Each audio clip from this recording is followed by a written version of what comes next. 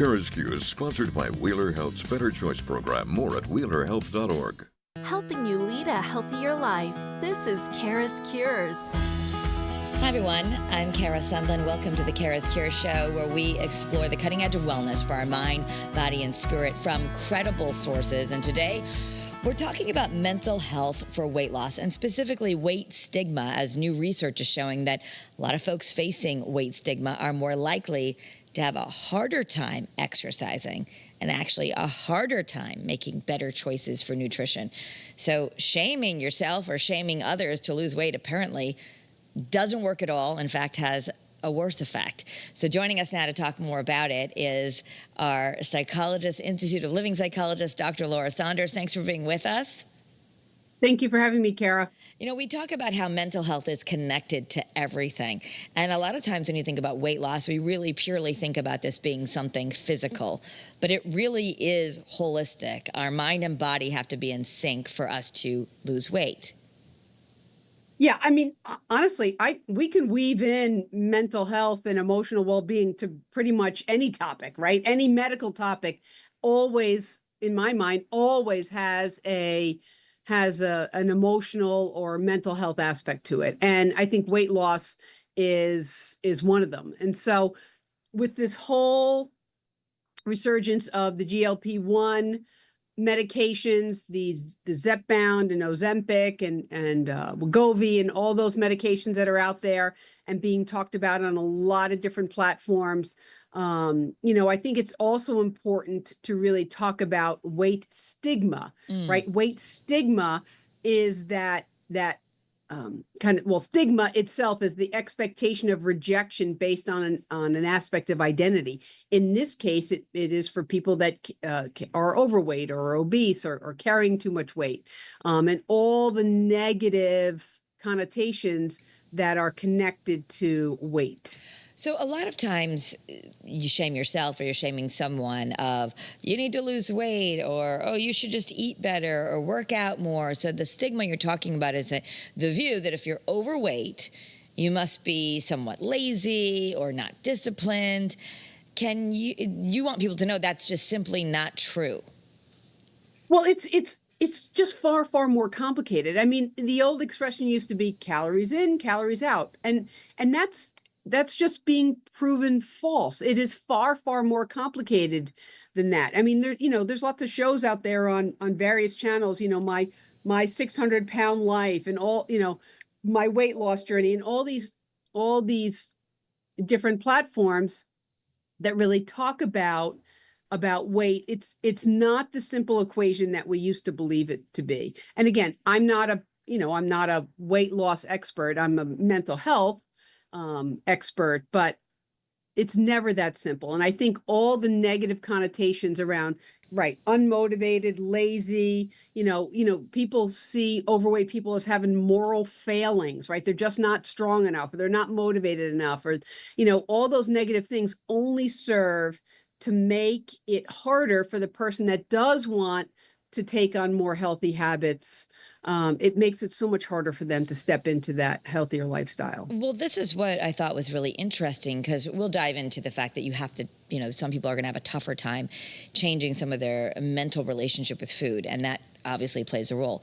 But the idea of changing, that, someone would say something, a comment that would say, oh gosh, that was the moment I changed. I felt so ashamed. Then I knew I had to eat better and go to the gym. That in fact, any kind of stigma or shame that the person experiences, according to scientific research, can make it more difficult to lose weight.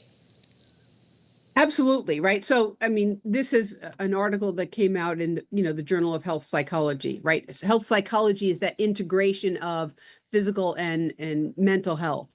And what it's looking at is all of, if you've internalized that negativity, that if I'm overweight, I must be lazy, or if I'm overweight, I'm unmotivated, or I have a lot of weakness because I'm overweight. If you've internalized that, it in fact makes it harder for you to step into the behaviors that will help you be more healthy and lose weight if that's part of your journey. That, kind of gone are the days of shaming people because we feel like shaming people will help motivate them. What we find over and over again is that that kind of shame or that kind of stigma, in fact, doesn't motivate people. It just harms them. So this is interesting because I definitely think I'm someone who my self-talk when I'm not working on it and I'm not like hearing your voice in my head, I might be a shamer of myself, a little whipper, like try harder, go harder, you should have done this, like that. That sometimes a little kick in the pants seems to motivate me. Is that just based on our temperament, or is that wrong? And I would be much more motivated by someone saying nice things to me. Well, I think we're all motivated by someone saying nice things, but what you're saying to me is not, I mean, that's like step into it, right? So you can say, when your self-talk is inherently negative, I'm fat, I'm lazy, I'm a terrible person, I'm like all those negative pejorative things that people hold on to, right?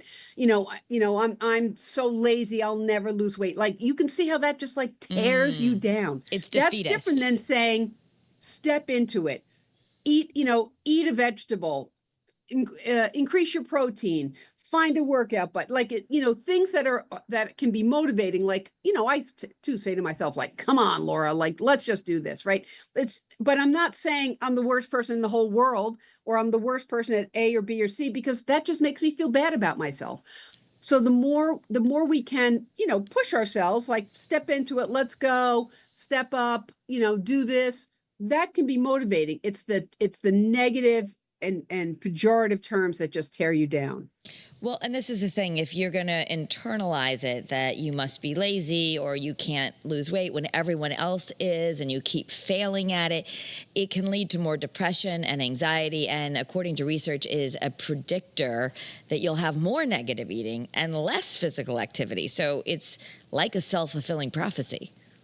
Exactly. That's exactly the term I was going to use. It is self-fulfilling. If I'm lazy and unmotivated, well, then you know what? I'm going to be lazy and unmotivated, right? I'm going to prove you right. And it's actually not always that conscious of a thought, but if you feel all these negative things about yourself, you just are more likely to fulfill that, right? It is that self-fulfilling prophecy. And, not just this kind of behavior change, but really what we know about any kind of behavior change is that positive reinforcement and rewards are far better motivators of behavior than negative reinforcement or criticism. So if we use that and we know that, in fact, having positive reinforcement is going to make it easier to lose weight, how do we apply that? You say we need to set small, measurable goals. Do we then reward ourselves? Yeah. And so honestly, it first starts with kind of identifying how stigma and negative self-talk is affecting you, right? The belief in this world that, that it's only made for, and I think honestly, women have a much harder time because there's much more judgment and stigma towards women who are overweight than even men.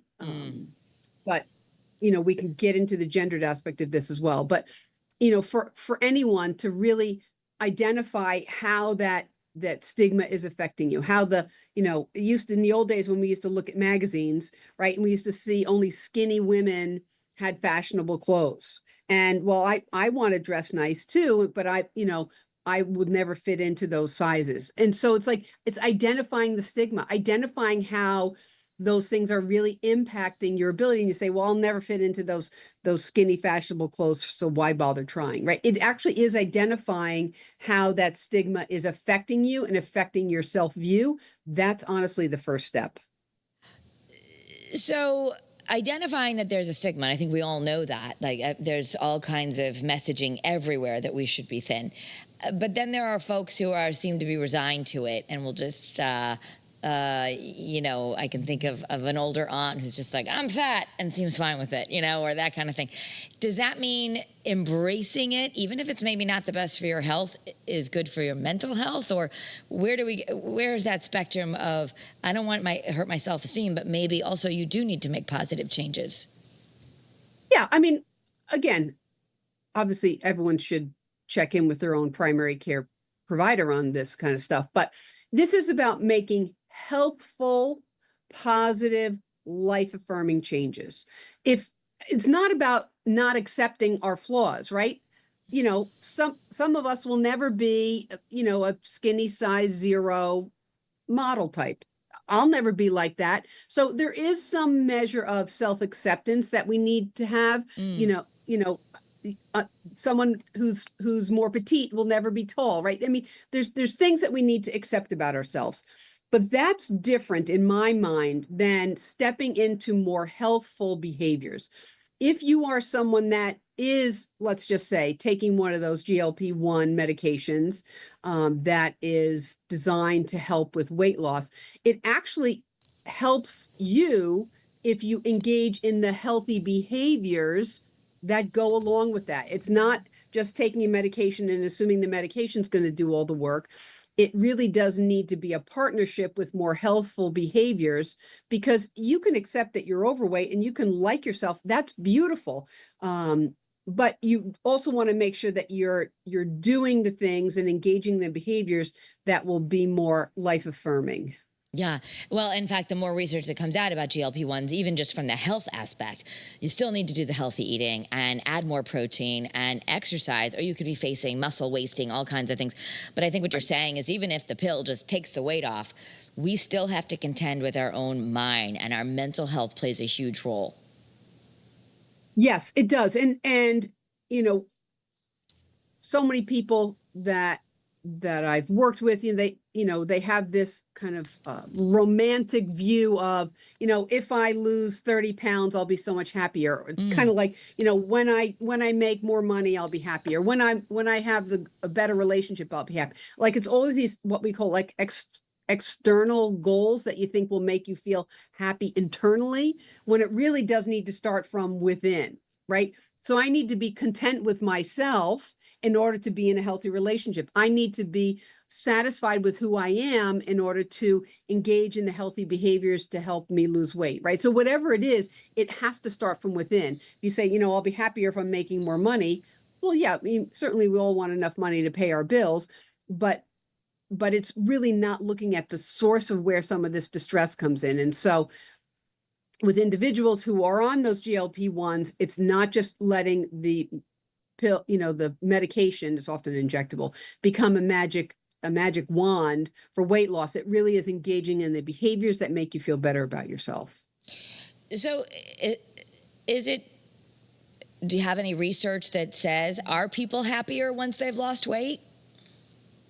Well, I think that when that's your goal and you are losing weight, yes, people will feel better about themselves. However, we all know in weight loss journeys, it's also about maintaining that weight loss. And yes, if that's your goal and you're trying to lose X amount of weight because you want to be more healthy and you want to live a longer life, you want to be around to play with your kids, you want to be there as a grandparent, whatever your kind of life goals are, it can help you feel better about yourself. But then as you start to lose weight, it really is digging deeper and saying, well, what is it? I still kind of feel unhappy. What is it that's making me feel unhappy? Or what do I need to do to then, better enrich my life? So it really is, sometimes I think shedding the weight is the first step, but then it's the self-worth that needs to be addressed after that. Even changing the way you do the goals of, there's a trainer who comes on the show, always says the scale lies, trust your size. So even not identifying your success or lack thereof with the number on the scale, but other non-scale victories of, I have more energy, I sleep better, my clothes fit better. All of that is more helpful than just numbers and feeling bad about yourself. That's exactly it, right? Because your weight can fluctuate. That's what weight does, right? It's a little bit more water weight. It's a muscle weighs more than fat, right? There's different things. So it's not necessarily, I don't want to pin my self-worth on the number on the scale. I want to pin my self-worth on the fact that,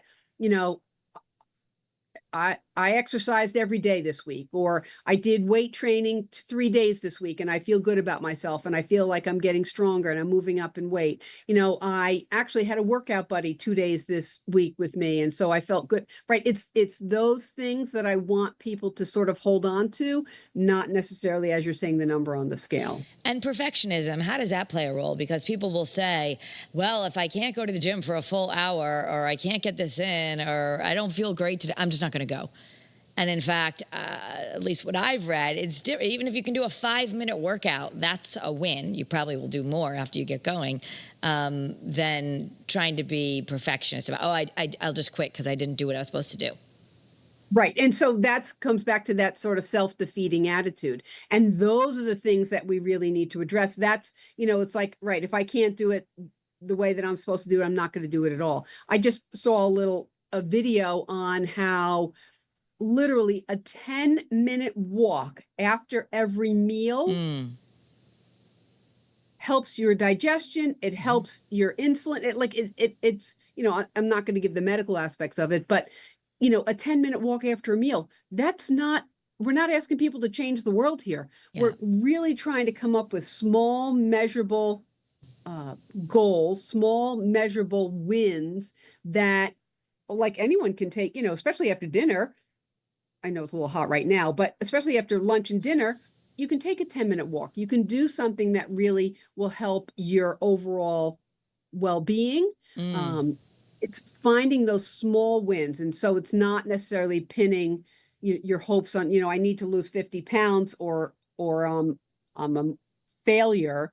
It's really looking at the small wins. And trusting even, people who they're experts. We have so many experts on fat loss that come on Great Day Connecticut. And I think if I were to sum up all of them, there may be different approaches, but most of them will say, you just got to commit to the small steps. The results will take care of themselves. So it's almost from a mental health perspective. We can't just be focused on the results. We have to be getting excited about the process, or likely it doesn't stick and we're self-sabotaging. Absolutely. I think that's a great way to sum it up, right? It's not the fact that over the course of the next month, you need to have walked 20 miles. It's you need to do a 10 or 15-minute walk today. You need to, add in one new vegetable or one new fruit this week, right? I really like to help people break things down into small, measurable pieces. If I'm including a little bit more fruit in my diet, or if I'm focusing a little bit more on getting protein, because protein's so important for women in particular, but all of us. So it's really kind of breaking things down that you feel like, wow, I did do that. I did walk X number of times this week, or I did walk the past 2 days, and allowing yourself to then feel good about those small things, not saying, well, I still got to lose 50 pounds. So I'm not really doing that good, right? That's just self-defeating. Well, and if you are trying to make a change, for some folks who maybe didn't grow up around healthy eating and their families weren't very active and they're really trying as an adult to change everything that they knew, how long does it change? How long does it take, rather, to really make a habit stick of, let's say you said, I'm promising myself I'm going to walk 15 minutes every day. How long until that really can become you? Well, I mean, there's lots of data out there. It takes, 7, 14, 21 days to create a change. But I don't even want people to focus that far in advance, because I want them to focus on what they need to do today. And then what does happen over time is that with each day, when you increased your walking, or you added a little more protein, or you did some, you talked to a friend a little bit longer, you walked with a friend, like let small measurable things, that's what's really going to help you. Whether you can chain that together for 21 days or some X period of time, I don't want people to get self-defeating, because then they miss a day and they say, well, it's not worth it anyway, because now I've missed a day, I'm not going to get 21 days. Each day, when the sun rises, we have the opportunity to make 1 or 2 good decisions for ourselves. If that's what we focus on, today will be a successful day. So let's go back to the GLP-1s and how they really, not that we're going to get into the mechanics of it, but how they really work is they're raising your GLP-1 hormone, which makes you feel more full. So the idea is you're going to eat less and you're going to lose weight. if that works in your body. So what you're saying also is if you just take the pill and all of a sudden you're eating all the same things and you didn't change any habits, hopefully one day you're going to get off that medication. But if you haven't changed the habits, that's when people are saying the weight comes right back on, because you no longer have that aid to take away the cravings and you didn't change anything about yourself. Right. We do need to, this is an area where behavior change is honestly, I think, just as important, right? These medications are life-changing for some people, and I'm happy that they're out there and available. But at the same time, you have to make the lifestyle changes. You have to, and that lifestyle change happens with the changes in your thoughts, right? Am I an okay person if I'm still overweight? Yeah, I'm a good and okay person if I'm still overweight. That doesn't mean that each day I want to try to include more healthy behaviors in my life.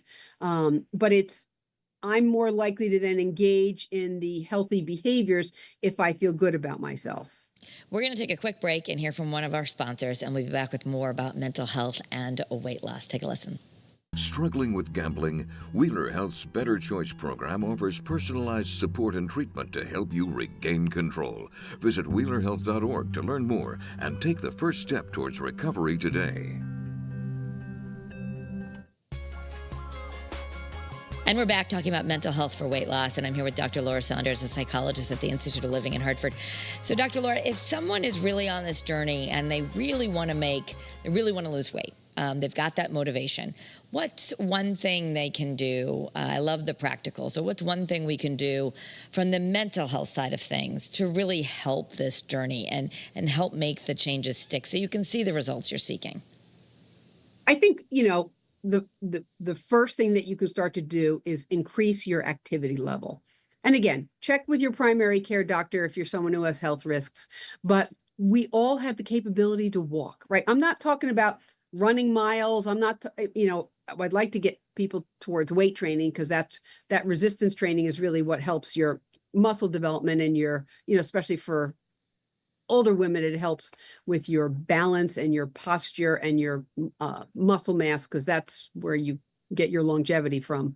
But to increase your activity level, do something. So someone, and it's very hot right now, so it's really difficult to make that work. Yeah. But if you want to make these habits from a mental health perspective, because you're right, more activity is going to be important. Adding more protein is going to be important. Eating whole foods. And we kind of all know, but yet it's sometimes the people who struggle with their weight for their whole life. Oprah has said this. It's the mental part of it, the thoughts of I need that food, or I want this. So I'm wondering, if you really want to get your mental health to support you, is there something you should do each day, start with an affirmation or start with journaling, or what is that? How do you counteract that thought that says, I really want to eat that right now? Or are there self-sabotaging things that could pop up? Yeah, I mean, that is really at, whether it's mindfulness or journaling or, goal setting, writing out goals. It really is coming back to what are my values? What's important to me? What am I doing to help myself? So it really does come back to those small steps that you can take. I mean, I'm someone who's, I've heard me say this many times. I write lists all the time. I've actually started doing some journaling, writing down some of my thoughts, having some things to look forward to, doing some things differently to help keep up your motivation. And then really being careful when you do slide back into a lot of that negative self-talk. And, our whole premise here, this whole concept of weight stigma, and realizing how the negative pejorative messages can really be so damaging to our sense of worth. Right. So an understanding that you as a person don't change based on the numbers of the scale or the numbers in the bank account, or you're still a good person, you're still you, you're still of value, you're still a lovable person at whatever size. But if this is something you want for those reasons, you're going to have to adjust some of those habits and thoughts that got you there. So let's talk about just even motivation. We talk about sugar and all those kinds of things kind of trigger our dopamine. But the science shows that positive reinforcement is one of the best ways to create behavior change, which really means you don't get motivated first and then get success. It's like the little wins. The success leads to the motivation. Exactly. It becomes, a perpetual process, right? You feel a little bit better about yourself. You're more likely to step into a healthy behavior. You step into a healthy behavior, you feel a little bit better about yourself. You're more likely to step into another healthy behavior. So it does become a whole cascading process that really helps you. And again, to have people around you that are affirming and positive and supportive to you, I think that's just as important. And for anyone listening who, there's a lot of fat shaming that goes on out there. There's a lot of people who look down or on themselves and others as like, this is a controllable thing. This is a flaw. You really want to get the message out there that that's not okay. It's not true. And that stigma is a problem. It does. It just doesn't help, right? Some of the research is showing that when you internalize that stigma, it actually leads to less healthy behaviors, not more. So celebrate the small wins. Maybe pick one thing instead of 10 things you're going to change today. That's one thing, a little bit of self-care, a little bit of positive, self-statements mixed in there, and focus on small, measurable changes that you chain together day after day. All right, Dr. Laura Saunders at the Institute of Living. We've come to the end of our time, but I want people to know that you've got a lot of great resources out there. And hey, give yourself a pat on the back. If you are trying to be healthy, or focus on that you're doing it for your whole self, not just for your pant size, right? Absolutely, for our health and well-being. All right, Dr. Laura Saunders, thank you so much for being with us. And if you're enjoying the CURES podcast, whether you're watching on YouTube or listening online, leave us a review, like it, share it. That always helps the work. Have a great day, everyone, and be well.